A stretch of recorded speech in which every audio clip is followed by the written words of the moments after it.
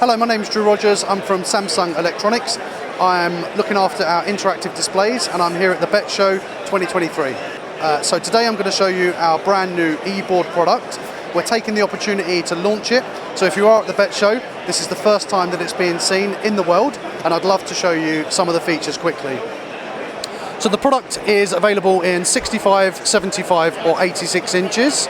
It comes pre-installed with an Android platform, which means that the interface will be very familiar to most people. So it's a normal app-based interface. We pre-install that as well with a number of different features for annotating, device sharing, and a variety of widgets for lessons that can be used for teaching and learning. It also comes with standard apps installed, such as a web browser as well, so you can access cloud services. So one of the first things is this note application. It does also come with a stylus, but the stylus is passive, and this gives us the simple annotation ability where I can quickly change colours using the simple interface, etc. Also comes with a range of tools that teachers might use, such as shapes and protractors. It's even got 3D shapes as well. Here I can just draw them out.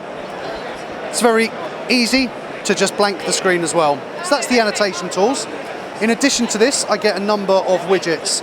So as an example, I can press record, and that's now going to record everything that's taking place on the screen. That will be saved as an MP4 file, which can be distributed to students after the lesson. But additional widgets are things such as an on-screen stopwatch and timer.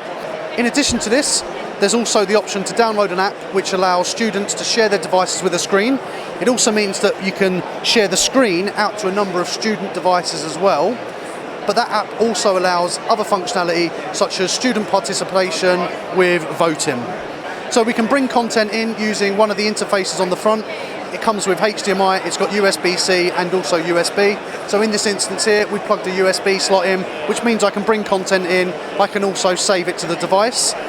Once we're done with creating content on the device, we can also share that directly to a cloud service for easy access later on.